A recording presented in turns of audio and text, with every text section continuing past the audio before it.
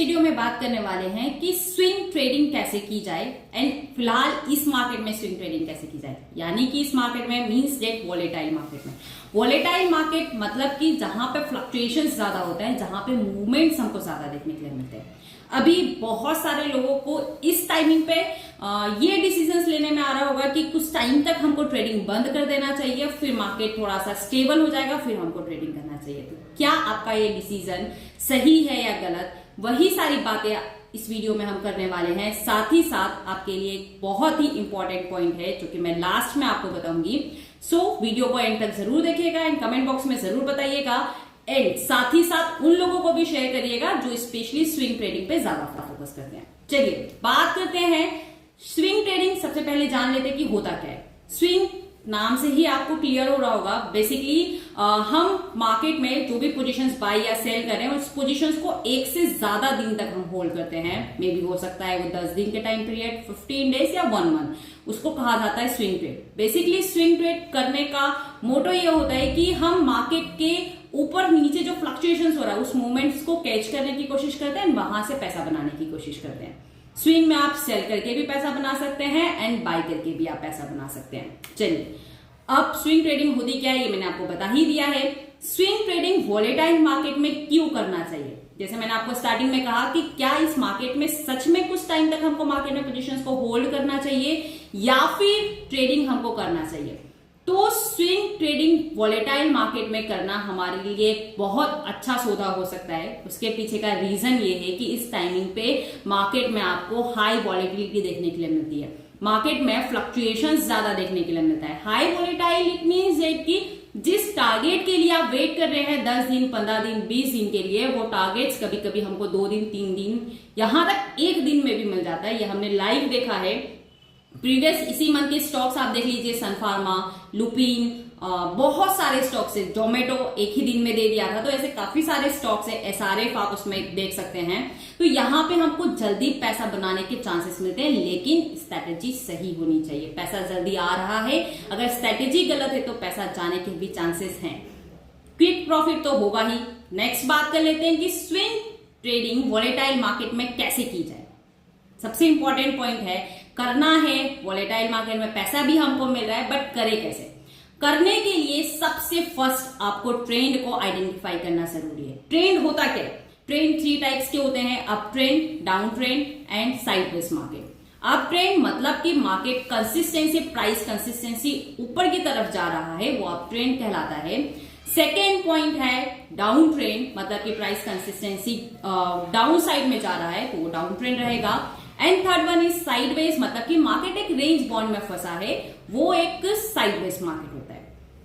यहां पे आप मार्केट के ट्रेंड्स को आइडेंटिफाई करने के लिए काफी सारे टूल्स को यूज कर सकते हैं, इंडिकेटर्स को यूज कर सकते हैं एज पर योर चॉइस, जैसे कि एलटीपी कैलकुलेटर है, कैंडलस्टिक पैटर्न्स है। कैंडलस्टिक पैटर्न्स में काफी सारे इंडिकेटर्स आपको मिल जाएंगे, आगे हम और डिटेल में बात करेंगे।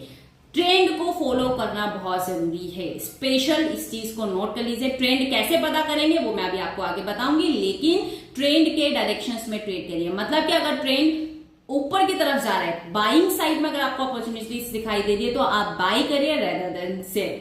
अगर मार्केट आपको डाउन ट्रेंड में दिखाई दे रहा है तो आप सेलिंग वाले स्टॉक्स पे ज्यादा प्रेफरेंस दीजिए रेदर देन बाइंग पोजीशंस। चलिए साथ ही साथ मैंने नीचे आपको मेरी इसी स्क्रीन पे एक लाइंस दिखाई दे रही होगी जो कि बहुत इंपॉर्टेंट है। स्विंग ट्रेड करते हैं तो इस चीज को आप अपने माइंड में सेट कर सकते हैं कि वॉलेटिलिटी से डरे नहीं, इसे अपनाएं और इसे अपने फायदे के लिए इस्तेमाल करें।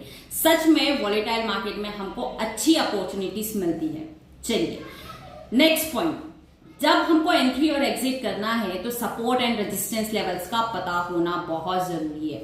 अगर आप स्विंग ट्रेडिंग करना चाहते हैं या स्विंग ट्रेडिंग कर रहे हैं तो सपोर्ट एंड रेजिस्टेंस लेवल एक बैकबोन की तरह काम करता है। अगर आपको सपोर्ट एंड रेजिस्टेंस लेवल नहीं मालूम है, इट मींस कि आपको स्विंग का कुछ भी नहीं मालूम है।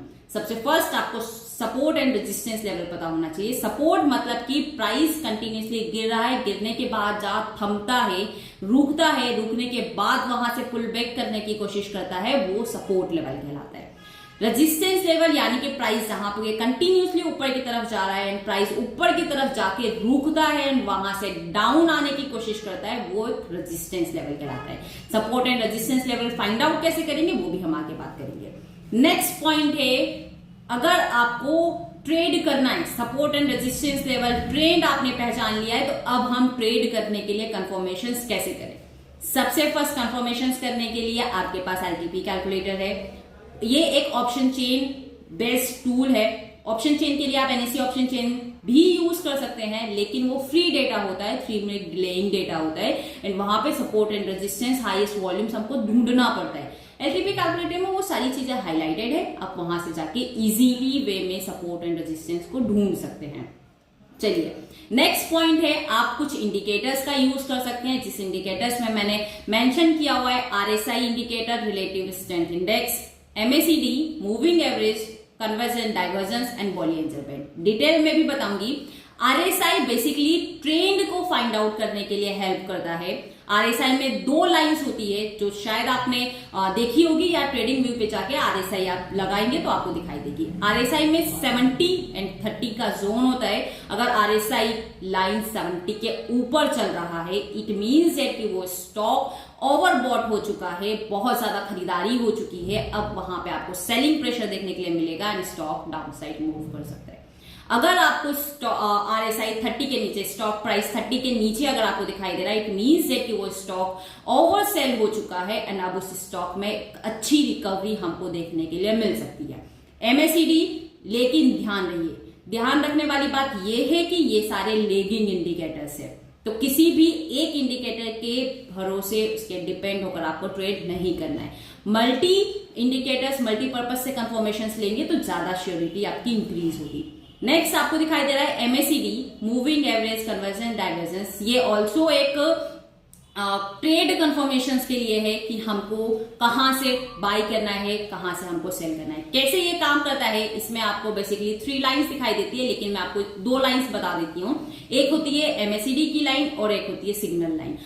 ये क्रॉस ओवर पे डिपेंड करता है। अगर एमएसीडी सिग्नल लाइन को ऊपर की तरफ या नीचे की तरफ क्रॉस ओवर कर रहा है, तो वहां पे हमको बाय एंड सेल सिग्नल मिलता है, वहां से हम बाय और सेल अपॉर्चुनिटीज हमको दिखाई देती है। नेक्स्ट है बॉलियंजर बैंड। ये हाई वॉलेटिलिटी जोन को डिसाइड करता है, जहां पे आपको हाई वॉलेटिलिटी देखने के लिए मिलती है। बॉलियंजर बैंड में भी 3 लाइंस आप देख सकते हैं। ये सारे इंडिकेटर्स आप आसानी से ट्रेडिंग व्यू की साइट पे जाकर देख सकते हैं। 3 लाइंस होती है। Middle one is moving average, normally जो आप यूज करते हैं वही। एक होता है अपर बैंड, एक होता है लोअर बैंड। अगर स्टॉक प्राइस अपर बैंड के आसपास अगर आपको दिखाई दे रहा है, इट मीन्स कि वो स्टॉक ओवरबॉट हो चुका है, वहां से आपको सेलिंग प्रेशर देखने के लिए मिल सकता है। अगर स्टॉक का प्राइस आपको लोअर बैंड के आसपास दिखाई दे रहा है, इट मीन्स कि वहां पे आपको एक बाइंग अपॉर्चुनिटी देखने के लिए मिल सकती है। सो इन इंडिकेटर्स का यूज करके आप कंफर्मेशंस ले सकते हैं। सबसे इंपॉर्टेंट रिस्क मैनेजमेंट। ठीक है, आपको नॉलेज है, आपको आइडिया है, सब कुछ है, लेकिन भावनाओं में बह के ट्रेड कर रहे हैं तो लॉस होने से कोई नहीं बचा सकता आपको। तो रिस्क मैनेजमेंट ये एक छोटा सा पॉइंट है, लेकिन मुझे लगता है कि ये मेजर पॉइंट है। छोटा सा पॉइंट समझ के हम इसको इग्नोर कर देते हैं, लेकिन ये सच में बहुत हेल्पफुल है। रिस्क मैनेजमेंट आपको कैसे करना है, हमेशा जब भी आप ट्रेड करेंगे स्टॉप लॉस जरूर लगाएंगे। अभी हम लोगों का क्लास में भी डिस्कशंस होता है, मैं आपको स्ट्रिक्टली बोलती हूं कि आप ट्रेड करिए। प्राइस अगर आपको सपोर्ट जोन पे मिल रहा है या रेजिस्टेंस जोन पे मिल रहा है, अगर मार्केट वहां पे सस्टेन कर रहा है, सस्टेन करने के साथ अगर वो पुल बैक कर रहा है, तो हम बिल्कुल ट्रेड लेंगे, लेकिन स्ट्रिक्ट स्टॉप लॉस के साथ। क्यों? क्योंकि मार्केट बहुत वॉलेटाइल है। अगर आपके फेवर में वो 2 दिन 3 दिन में टारगेट दे सकता है, तो उतना ही फॉल आपके अगेंस्ट भी जा सकता है। इसलिए उस रिस्क को अवॉइड करने के लिए स्टॉप लॉस लगाना बहुत जरूरी है। रिस्क रिवॉर्ड रेशियो बिल्कुल मेंटेन करिए। ऐसे स्टॉक्स को फाइंड आउट करिए जहां पे आपका risk reward ratio easily maintain हो सके। आप रिस्क रिवॉर्ड रेशियो 2:1 रेशियो में मेंटेन कर सकते हैं। मतलब कि अगर आपका 100 रुपए का टारगेट है, तो आप 50 रुपीज के स्टॉप लॉस के साथ ट्रेड करें। ये बहुत इंपॉर्टेंट है। नेक्स्ट पॉइंट है trade only in high volume stocks. ये मैं आपको हमेशा कहती हूं कि हमेशा वॉल्यूम्स वाले स्टॉक्स में ट्रेड करिए। उसके पीछे का रीजन क्या है? जहां पे लो वॉल्यूम होगा, मूवमेंट्स मिलेगा नो डाउट, लेकिन वो रो के मूव करेगा। अगर जिन स्टॉक्स में वॉल्यूम्स अच्छा है, तो हमको वॉल्यूम्स के चलते हाई फ्लक्चुएशंस देखने के लिए मिलेगा और पैसा बनाना वहां पे आसान हो जाएगा। इसलिए आप हाई वॉल्यूम्स वाले स्टॉक्स में ट्रेड करिए, जैसे कि एचडीएफसी हो गया, इन्फोसिस हो गया, विप्रो हो गया, टीसीएस हो गया। अभी रिजल्ट्स आ रहे हैं, जैसे टीसीएस का आ गया, एचसीएल टेक का आ गया, तो ऐसे न्यूज बेस पे भी आप ध्यान रख सकते हैं। जब भी न्यूज आती है, क्वार्टरली रिजल्ट्स आते हैं, स्टॉक्स में अच्छा वॉल्यूम्स देखने के लिए मिलता है, तो आप उस पर भी नजर बना के रख सकते हैं, उस अपॉर्चुनिटी को आप ग्रैब कर सकते हैं। Next, entry and exit strategy. ये बहुत इंपॉर्टेंट है कि एग्जैक्टली एंट्री करना कहाँ है और एग्जिट कहाँ करना है। ऐसा नहीं है कि आपने पोजीशंस लिया, एग्जिट आप कर ही नहीं रहे, पैसा ब्लॉक हो गया, आपने उसको छोड़ दिया, नहीं। एग्जिट मतलब कि आपको एग्जिट स्टॉप लॉस के आसपास करना है। चाहे एग्जिट आपका स्टॉप लॉस हो रहा है तो आप स्टॉप लॉस पे बुक करिए, टारगेट पे जा रहा है टारगेट बुक करिए। यानी कि क्या होता है, जब हम ट्रेड करते हैं, ट्रेड करते टाइम हमारे माइंड में डिसाइड हो जाता है कि मुझे इस स्टॉक में 2% मिलना है, मुझे इस स्टॉक में 4% मिलना है, तो वो टारगेट और स्टॉप लॉस जो आपने पहले से डिसाइड किया है ना, जब मिलता है तो आप उसको बुक करिए, क्योंकि हाई वॉलेटाइल मार्केट में एक्टिव डिसीजंस लेना बहुत जरूरी है। अगर आप स्लो डिसीजंस लेते हैं या आप मार्केट में छोड़ देते हैं, ठीक है इससे बुरा क्या होगा, तो वो वॉलेटाइल मार्केट में काम नहीं करेगा। इस चीज को स्पेशली ध्यान में रखिएगा। एंट्री सपोर्ट लेवल के आसपास अगर आपको मिल रहा है, स्टॉक बाइंग जोन में अगर आपको मिल रहा है या रेजिस्टेंस लेवल पे मिल रहा है फॉर सेलिंग, तो वहां पे वेट करिए, पुल बैक का वेट करिए, वॉल्यूम्स आने का वेट करिए, एंड देन फिर आप एंट्री करिए। एंट्री और एग्जिट पे स्पेशली आपको ध्यान रखना है। Next, mistake to avoid swing trading. ये भी इंपॉर्टेंट पॉइंट है। वैसे तो मैंने सारे इंपॉर्टेंट पॉइंट्स निकाल कर रखे हैं। अगर आप स्विंग ट्रेडिंग, सच में स्विंग ट्रेडिंग के लिए सीरियस है, तो ये सारे पॉइंट्स आपकी लिस्ट में जरूर होना चाहिए। हमेशा जब भी आप स्विंग ट्रेडिंग करते हैं तो ये चीजों को आपको अवॉइड करना है, जैसे कि ओवर ट्रेडिंग। ओवर ट्रेडिंग मतलब बहुत सारे ट्रेड्स करना नहीं। ओवर ट्रेडिंग मतलब कि आपको बहुत सारे स्टॉक्स दिखाई दे रहे हैं जो हर बॉटम पे, आप रैंडमली कोई भी स्टॉक्स ले रहे हैं और आप ट्रेड कर रहे हैं, नहीं।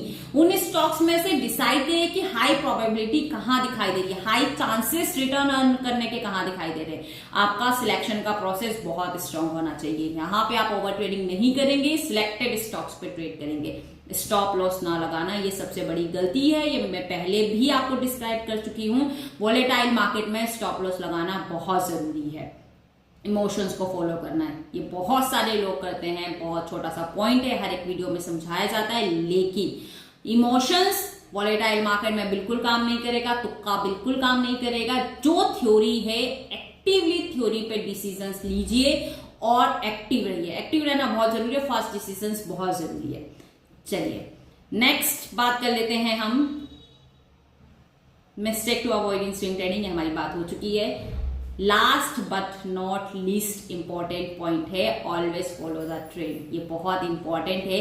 जिस डायरेक्शंस में मार्केट का डायरेक्शंस आपको दिखाई दे रहा है, उस अकॉर्डिंग आप ट्रेड करिए। मतलब कि अगर आपको बियर मार्केट दिखाई दे रहा है, स्टॉक्स में ऐसा बियरिश प्रेशर्स आपको देखने के लिए मिल रहा है, तो आप बाइंग से ज्यादा सेलिंग पे ध्यान रखिए, क्योंकि हम फ्यूचर को सेल करके भी बिल्कुल पैसा बना सकते हैं। तो फिलहाल स्विंग ट्रेडिंग के लिए मेरी तरफ से ये कुछ गाइडेंस थी आपके लिए, जो कि बहुत इंपॉर्टेंट है। और सच में अगर आप स्विंग ट्रेडिंग करना चाहते हैं तो इस चीज को जरूर फॉलो करिए। तो आई होप ये वीडियो आपको अच्छी लगी होगी, सारे पॉइंट्स भी आपको अच्छे लगे होंगे।